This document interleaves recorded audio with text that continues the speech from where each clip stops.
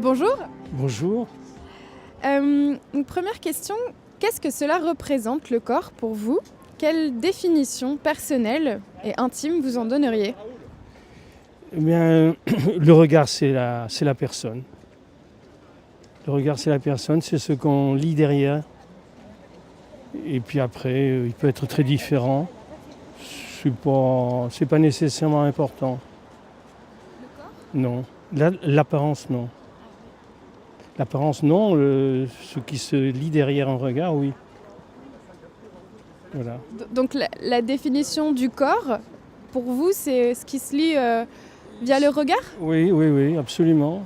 Tout le reste n'a pas beaucoup d'importance. On peut être grand, on peut être fort, on peut être petit, on peut être grand. Enfin, on peut être tout être. C'est pas très important. C'est important à un certain âge, c'est vrai. Et puis avec la vie, ça disparaît un petit peu. Qu'est-ce qui prend de l'importance avec l'âge? Avec l'âge, c'est de pouvoir faire tout ce qu'on a à faire sans besoin de quelqu'un. C'est-à-dire une autonomie. Alors pour ça, il faut faire attention, bien sûr, mais c'est tout. C'est parce qu'on vieillit, mais le vieillissement du corps, on l'accepte très bien, je crois. Il ne faut pas vouloir faire ce qu'on pouvait faire avant, c'est tout.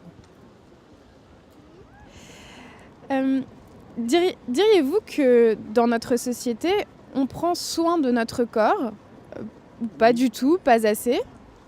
De la mauvaise façon, c'est l'apparence qui compte. On se regarde le nombril, et en fonction de son nombril, on est heureux ou malheureux. Ça, c'est terriblement triste. Ça rejoint un peu tout ce qu'on voit en images, les pubs, notamment. Et tout le monde veut ressembler à tout le monde. Ça, c'est pas bien, je crois. Pourquoi, d'après vous, on est dans cette logique? Pourquoi ? Pourquoi, d'après vous, on est dans cette logique-là?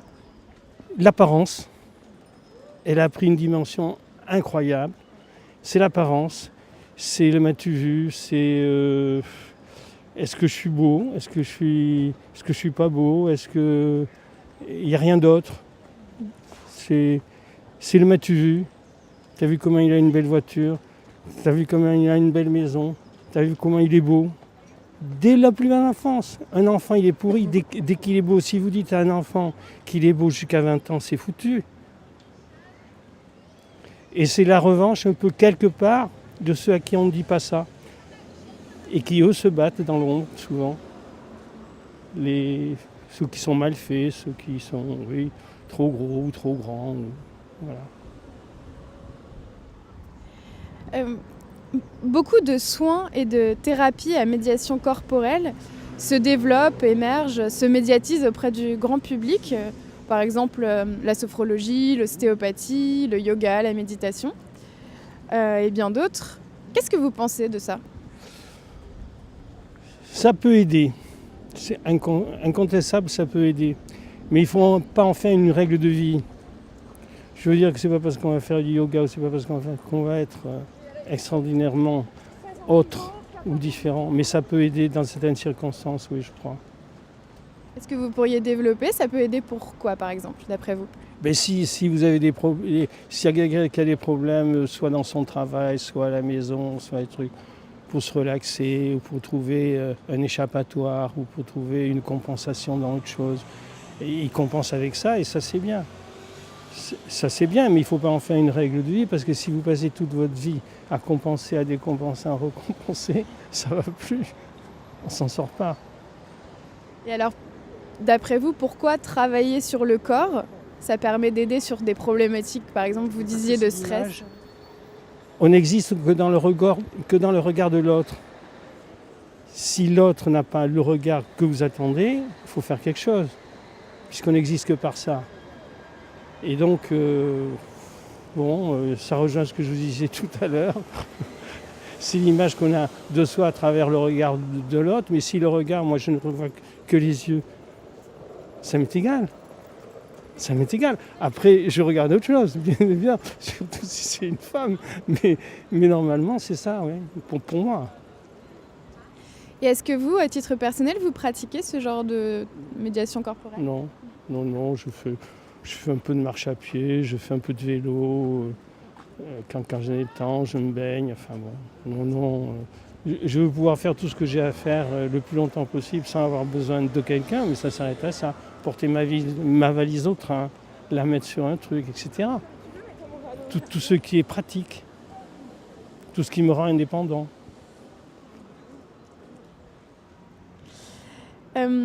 Question à titre un petit peu plus intime. Est-ce que vous aimez votre corps? Est-ce que j'aime? Votre corps? Ben, étant enfant, adolescent, j'aurais aimé être un peu plus grand. Surtout par rapport aux femmes. Mais je me suis aperçu qu'avec le temps, parce que je ne suis plus un perdreau de l'année, que ça s'est passé.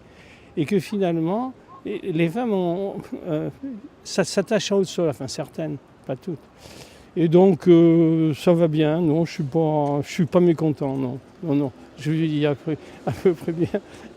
Je parais plus jeune que je ne suis, et donc ça me va bien, non, ça va.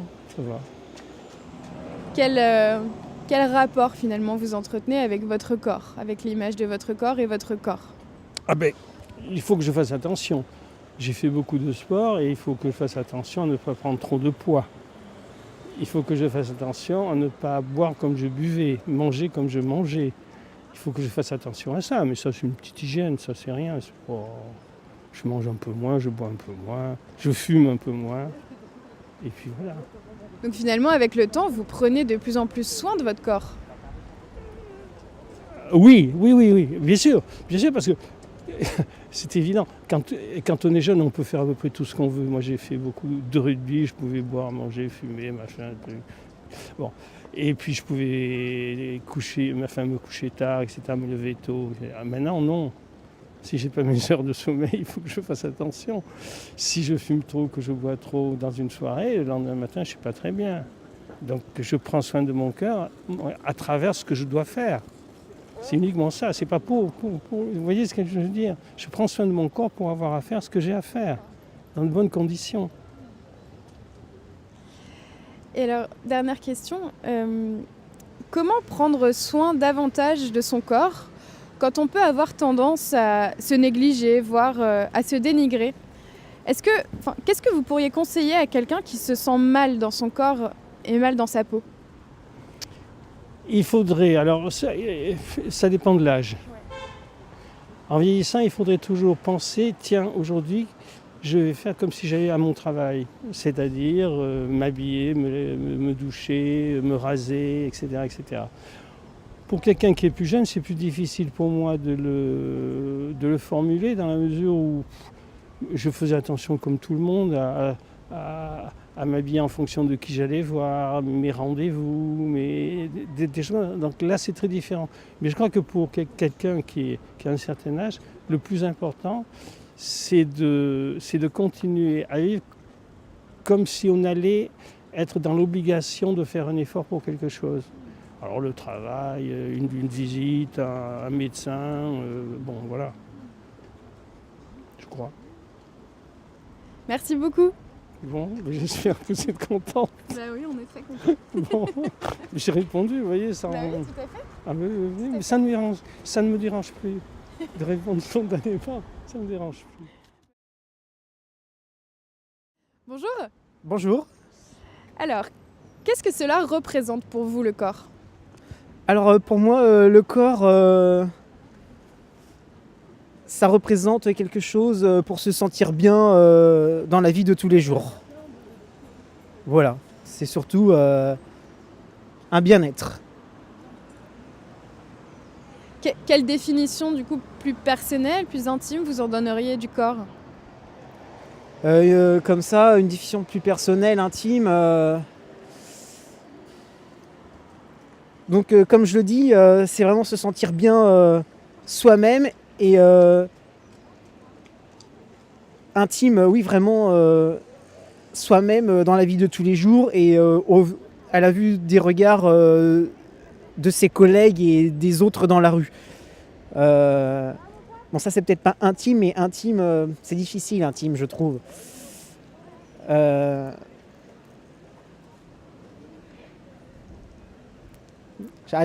On peut passer à la question suivante. Il n'y a pas de souci.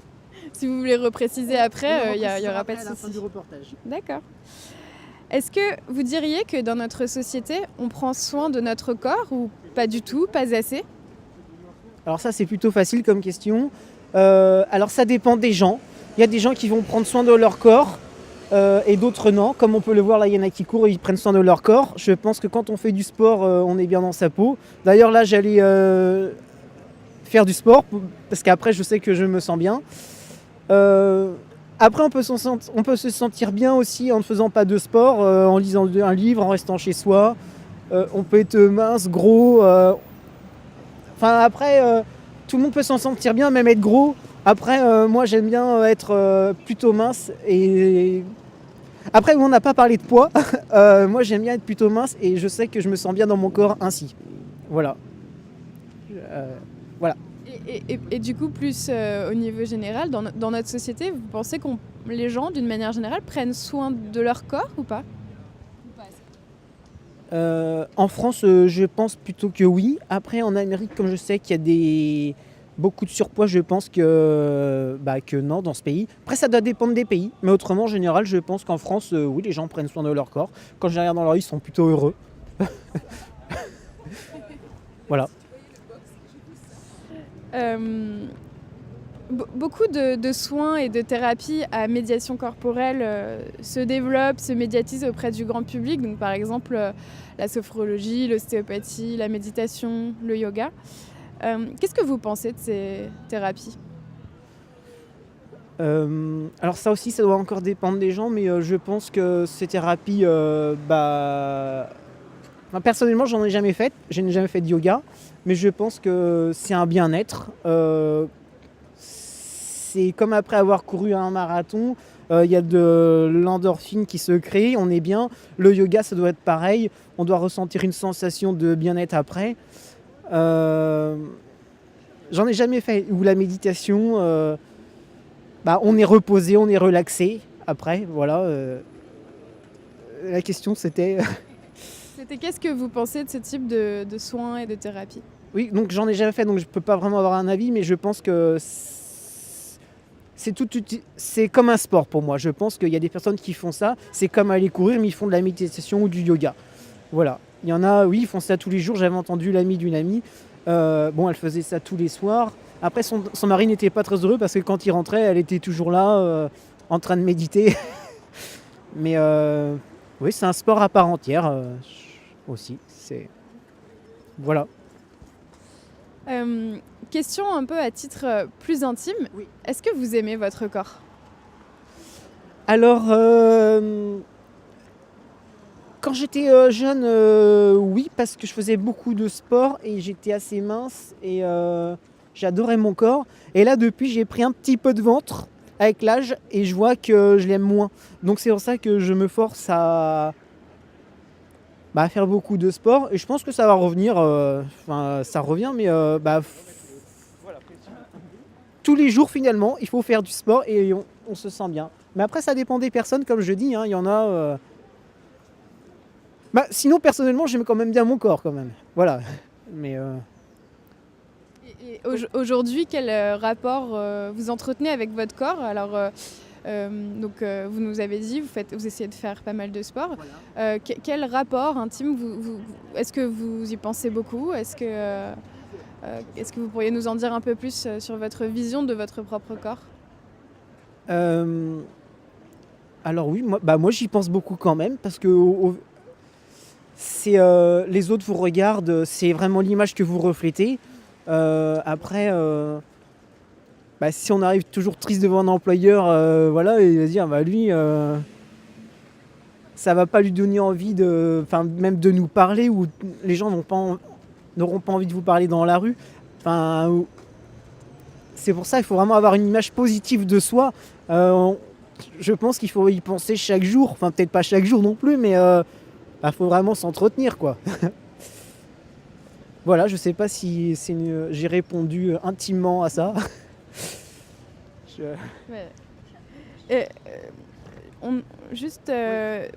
Justement pour projeter un petit peu les choses, comment est-ce que, selon vous, on peut prendre davantage soin de son corps quand on peut parfois avoir tendance à le négliger, ou le dénigrer?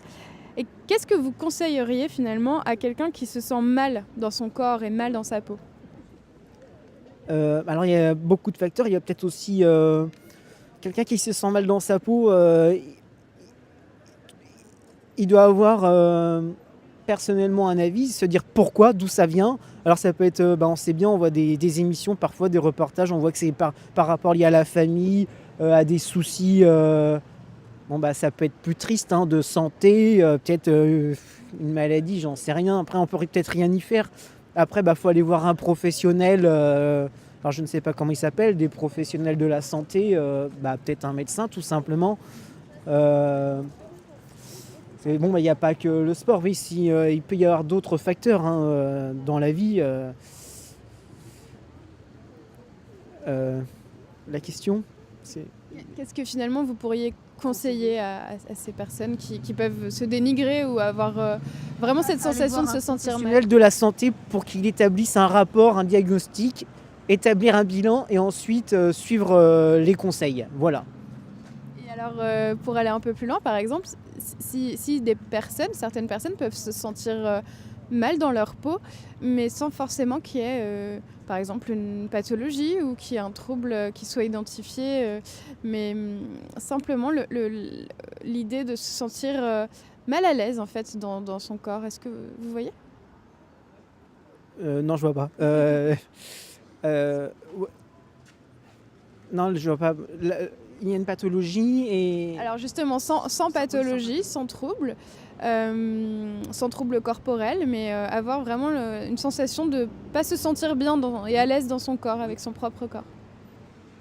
J'arrive pas à voir la question. Qu'est-ce que vous pourriez conseiller à ce... conseiller peut-être prendre des vacances, se détacher de la famille, toujours... moi je sais bien que... les semaines, les mois se répètent, les années se répètent et il faut du changement. Et des fois, ma mère me conseille toujours non mais reste pas toujours là à Paris, bouge. Alors faut aller à Bordeaux un week-end ou je vais à Dublin. On peut aller à Dublin, à Londres. Pendant les grandes vacances, là, je suis allé au Brésil. On revient, on a vu autre chose et on change son état d'esprit, on est différent et déjà ça va beaucoup mieux. Moi, voyager, ça forme aussi l'esprit, rencontrer du monde, aller dans des groupes pour parler à Paris, rencontrer du monde, voyager. Moi, j'étais au Brésil, j'ai rencontré des gens formidables dans un quartier populaire. Il y en a, il était trilingue, je m'y attendais pas du tout, il parlait français, alors qu'au Brésil, on sait bien que... S'il parle anglais, c'est bien, mais alors qu'il parle français, et là, il avait une culture... Mais on rencontre des gens, partout on peut rencontrer des gens bien, mais après, il faut savoir les trouver. Faut voyager, voilà. Au soleil, plutôt. Enfin, moi, j'aime bien le soleil. Après, si vous aimez le froid, allez au nord. Donc, prendre soin de son corps, ça peut aussi passer par ça. Par les voyages et rencontrer du monde. Avec des attitudes positives, si possible. Voilà, ça peut passer par ça aussi. Merci beaucoup. Ah d'accord, merci à vous.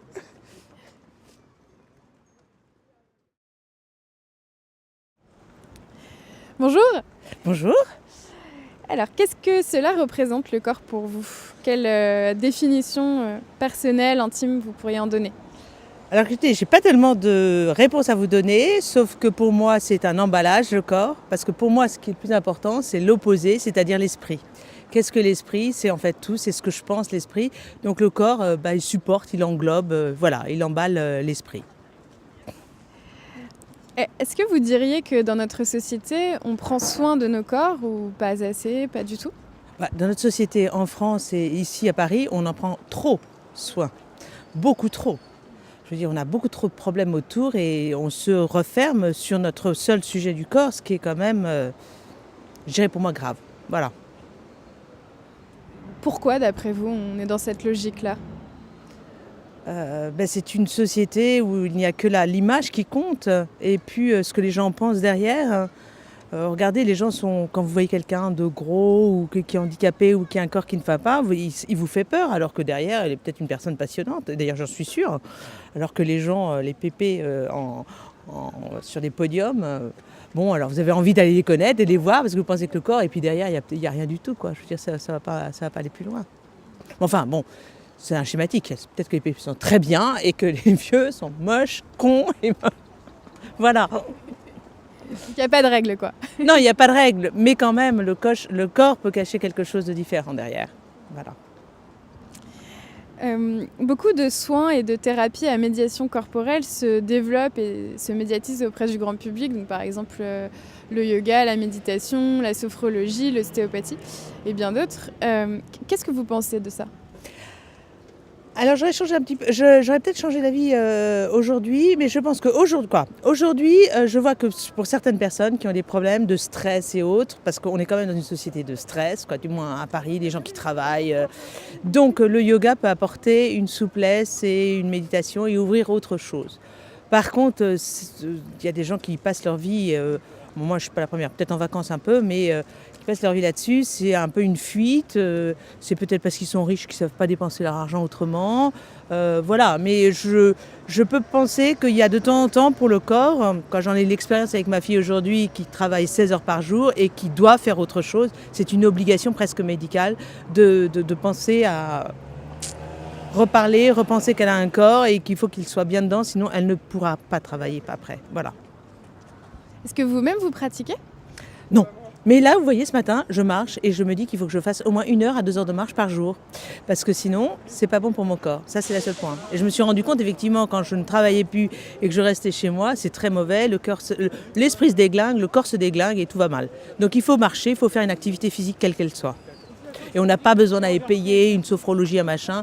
On peut tout simplement sortir, surtout qu'on a un beau parc à côté. Pas besoin d'aller ailleurs. Et alors, c'est intéressant ce que vous disiez tout à l'heure, vous disiez que donc le corps est un peu un emballage et que vous disiez ce qui est encore plus important, c'est l'esprit. Et donc vous faisiez un peu cette distinction et voir cette opposition, vous disiez, entre ces deux choses. Là, vous me dites que ce type de thérapie, en fait, qui travaille sur le corps, peut permettre finalement un travail de l'esprit, parce qu'on pourrait se dire que le stress, etc., c'est quelque chose qui est de l'ordre de l'esprit. Alors pourquoi, d'après vous, est-ce que travailler le corps, finalement, ça travaille quand même un peu l'esprit ? Est-ce que ces deux choses-là sont si opposées ? Oui, à partir du moment où il y a une méditation, en fait, dans tout ce que vous me dites. Alors, je ne sais pas si la sophrologie, il y a la méditation. Moi, c'est la méditation, je dirais, plutôt spirituelle, de l'ordre spirituel, mais ça peut être connaître mieux les gens, écouter intellectuellement quelqu'un. Par exemple, il y a des gens qui courent en écoutant les podcasts intéressants, je vois mon mari fait ça. Et bon, et là, ça lui permet de se concentrer sur quelque chose d'esprit et en même temps, il fait travailler le corps. Donc là, les deux vont bien ensemble. Mais il faut qu'il y ait une méditation. Si c'est purement je travaille pour perdre, pour être plus musclée, pour être plus belle, pour moi, c'est vrai que j'aimerais bien au fond de moi-même, je n'y arrive pas sans doute. Mais c'est trop fictif. On est dans une société de consommation dans ces cas-là. Donc ça ne me plaît pas. Voilà. Question un peu à titre plus intime. Est-ce que vous aimez votre corps ? Je crois que personne n'aime son corps. Hein. Ça doit être une... Non, moi je suis... je devrais maigrir, je dois être plus sportive, j'ai des grosses jambes, Non, mais il y a toujours quelque chose qui ne va pas. Non, on n'est jamais content de son corps, bien évidemment. Pourquoi ? Je ne sais pas, est-ce qu'on veut la perfection ? Est-ce qu'on on a le regard des autres ? Mais je trouve ça mauvais. Moi-même, je me trouve, alors c'est peut-être l'expérience judéo-chrétienne, je trouve ça très mauvais de s'intéresser à son corps. Mais on est forcé, dans notre société, on est forcé. On vous montre des affiches de gens en canon, vous allez quelque part, vous voyez que des gens canons autour de vous qui vous dire... ça vous renvoie une image très négative de vous, forcément, hein, mais il faut s'en détacher. Il faut s'en détacher, voilà. Mais c'est pas évident. Voilà. Et justement, quel rapport vous entretenez avec votre corps, sachant tout cela ? C'est difficile, c'est très complexe, parce que de temps en temps, je me dis c'est pas possible. J'arrive plus à rentrer dans une robe, je dis c'est pas possible, je suis moche, faudrait que je fasse attention à moi, je le fais pas, mais bon, voilà, c'est la vie. Hein. De toute manière, ça va pas aller en s'arrangeant, en plus. Comment vous allez faire alors ? Non, j'essaye de me donner une attitude de vie, quoi. C'est-à-dire de marcher comme ça, c'est bon, je pense. de marcher, de savoir, d'avoir un rythme de travail. Alors bon, j'ai de la chance aujourd'hui de pouvoir le faire un peu, d'avoir plus de temps, mais même le week-end, on n'est quand même pas dans une société où on travaille 7 jours sur 7. Donc marcher et pas rester derrière un ordinateur et pas regarder des séries et pas rester avec son portable allumé non-stop. Ça, c'est quand même une mauvaise société qui va faire que vous allez vous compenser dans des tas de thérapies derrière, mais alors qu'on a une belle nature quand même en France. Donc on peut en profiter. Vous prenez le RER, vous allez à dans B, vous avez tout ce qu'il faut pour bien profiter, plutôt que de rester derrière une série. Voilà. Game of Thrones. Voilà. Dernière question, comment prendre soin davantage de son corps quand on peut avoir tendance à se négliger, voire à se dénigrer? Finalement, quel conseil vous pourriez donner à quelqu'un qui se sent mal dans son corps et dans sa peau? Oui, sortir. C'est quelqu'un qui se sent vraiment très mal, c'est quelqu'un de déprimé quand même, je pense. Donc, être entouré, parler, ne pas s'être seul. Hein. On est quand même une société, effectivement, on est tous seuls, on reste seuls parce que les médias interposés, les ordinateurs, fait que vous n'avez plus de communication avec les uns et les autres. Autrefois, je ne veux pas non plus dire au XVIIe siècle, mais nous, quand on voulait sortir, le week-end, on sortait, on allait voir des amis parce qu'on n'avait pas les réseaux sociaux pour leur parler, on n'avait pas le téléphone. Si, on avait le téléphone, mais avec les parents à côté qui écoutaient, vraiment le truc n'est pas possible. Donc, vous alliez, vous retrouviez vos amis et vous faisiez organiser plein de choses. Et là, de temps en temps, les gens restent seuls et communiquent. Et ils ont vu tous leurs amis dans la soirée. Donc, c'est très bien, ils ont un réseau d'amis énorme, mais ils n'ont pas communiqué. Donc là, je pense qu'ils se renferment effectivement dans un peu une dépression. Donc, il faut voir les gens, il faut sortir. Et je vous dis, faire bouger son corps, mais pas forcément être dans la consommation de gym, de yoga, de machin et tout. Donc, voilà. Il faut voir, il faut sortir, il faut parler avec vous par exemple. Vous avez l'air souriante et parfaite. Merci beaucoup, madame.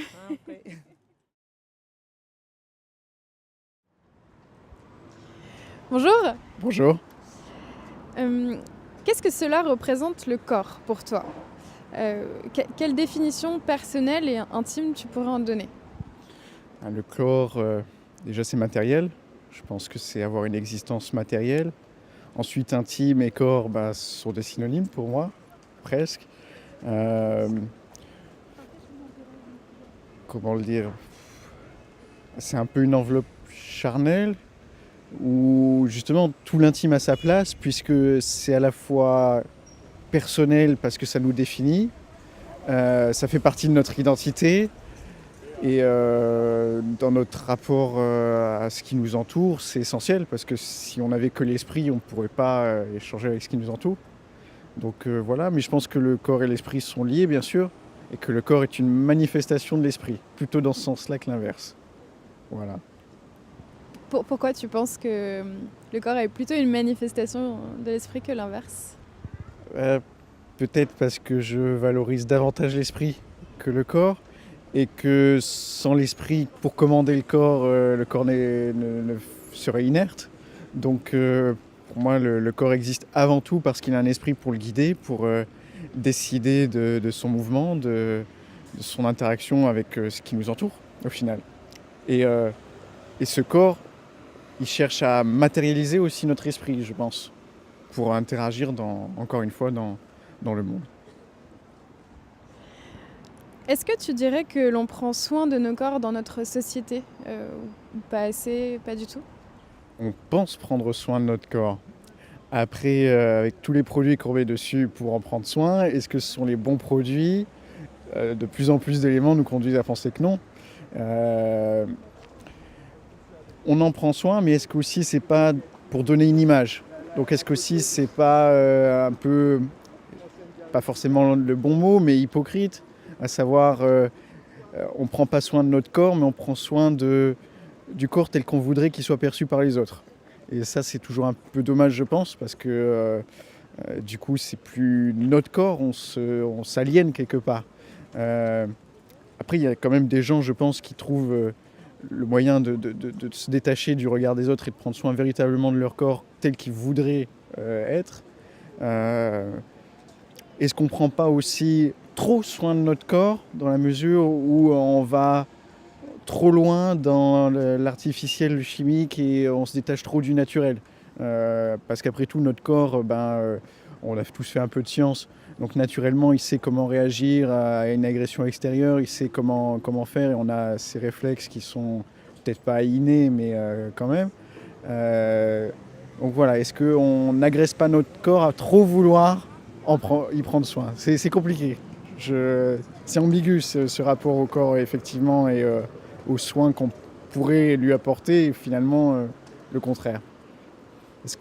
C'est la définition du soin aussi. C'est qu'est-ce qu'on entend par soin? Est-ce qu'on entend par soin le fait de s'entretenir ou de faire ce qui est bon pour notre corps? Et je pense que c'est cette tension entre ces deux définitions qu'on a tout un champ des possibles aussi. Et justement, chacun a une approche différente. C'est ça qui est intéressant. Et donc, la première réponse que tu donnais, un peu, c'est ce côté parfois artificiel, en tout cas prendre soin de l'image qu'on voudrait donner. Pourquoi on peut majoritairement dans notre société être dans ce rapport-là? Enfin, on pourrait dire que c'est majoritaire. Alors, on est typiquement dans la société de l'image, du siècle de l'image. On le voit dans tous les domaines. Déjà, ce qu'on valorise dans le quotidien, ce qui nous entoure, c'est plein d'images publicitaires avec souvent des corps retouchés et donc pas authentiques. On perd ce sens de l'authentique par l'image. Ce qui envahit nos sociétés sur les réseaux sociaux. Instagram prend le dessus d'ailleurs sur les autres, donc on voit bien que c'est l'image qui est mise en avant. En politique aussi. Les politiques sont de plus en plus dans le paraître, dans l'image, dans la communication, ce qui perd l'authenticité du discours politique et des idées qui peuvent être mises en avant. Il y a cette obsession de l'image, du coup, et on entre dans une forme d'artificiel. Et oui, donc j'ai oublié la question, mais je pense que j'ai répondu pourquoi. Voilà, à cause de cette société de l'image, et à cause et pas grâce à. J'ai un point de vue très tranché sur la question. On voit que beaucoup de soins et de thérapies à médiation corporelle se développent et se médiatisent auprès du grand public. Donc, par exemple, l'ostéopathie, la sophrologie, le yoga, la méditation et bien d'autres. Qu'est-ce que tu penses de ça? Je suis très cartésien, j'attends de voir. Je reste ouvert à ces évolutions. Alors, pour certaines activités physiques comme le yoga, physique mais en lien aussi avec l'esprit, je suis assez convaincu maintenant. Mais sur un certain nombre d'autres, pas médecine parallèle, mais pratiques parallèles, j'attends de voir qu'on ait une confirmation, une validation de tout cela. Par contre, c'est sûr que le yoga touche un bon point parce que le corps et l'esprit sont liés. Et notre corps n'ira bien que si on est bien avec notre esprit. Et inversement, je pense que c'est vrai aussi. On peut se sentir bien dans son esprit que si on se sent bien dans son corps et que notre corps va bien. Donc oui, il y a des choses à développer à ce niveau-là.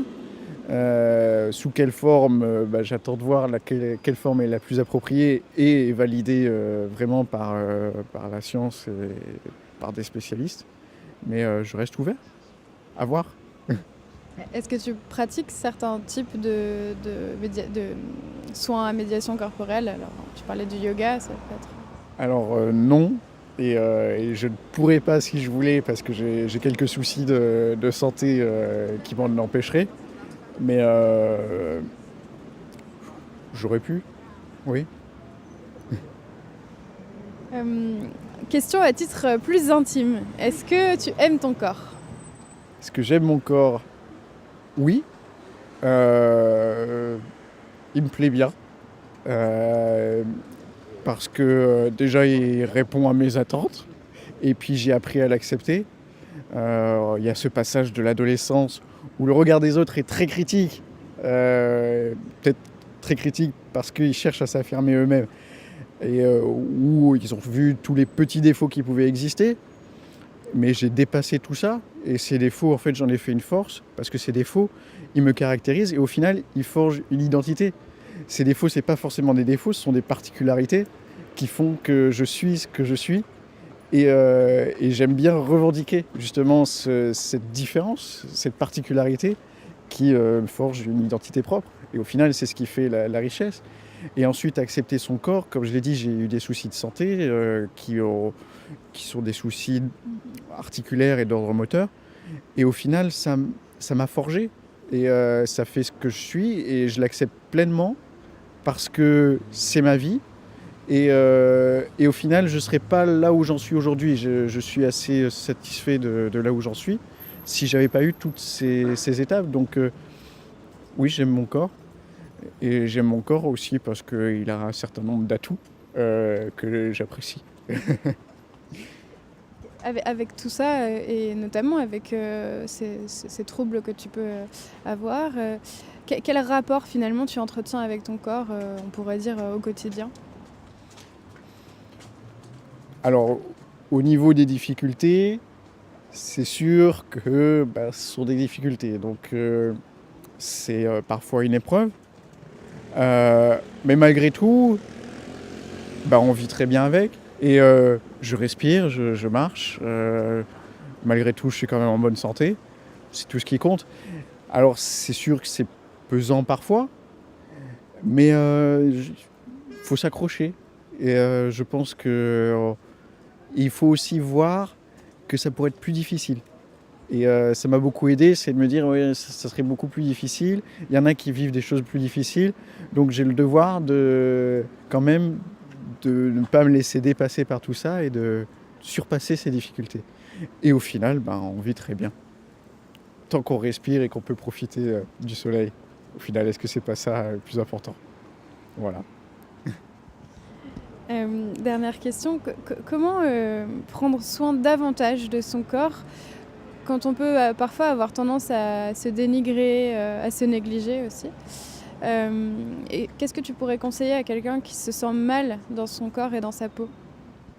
Alors c'est un peu bateau, mais de s'accepter. Après, plus facile à dire qu'à faire. Comment s'accepter? C'est une vraie question. C'est toujours la dernière question qui est la plus complexe. Comment s'accepter? Je pense que ça passe un peu par tout ce qu'on a déjà évoqué.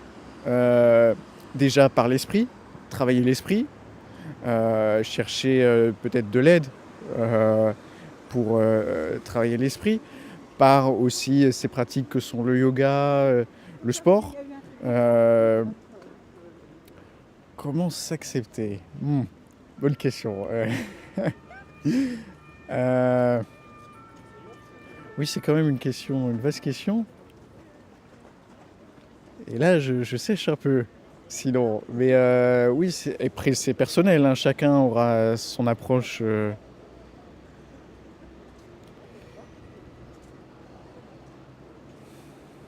Je sais pas. Il faut savoir dire je sais pas parfois. Mais c'est peut-être important de le dire effectivement, parce que c'est particulièrement difficile et probablement une question que beaucoup de gens se posent. Donc, Une question à laquelle chacun aura sa propre réponse, parce qu'au final, on réagit tous différemment. Donc comment s'accepter, ça dépend aussi de comment on peut s'accepter, comment on est, et comment on réagit, comment on réfléchit, quelle approche. Et dans beaucoup de cas, je pense qu'il y aura besoin d'une aide extérieure, parce que c'est pas facile aussi de faire ce cheminement intérieurement, je pense. Voilà. merci beaucoup. Je vous en prie, merci.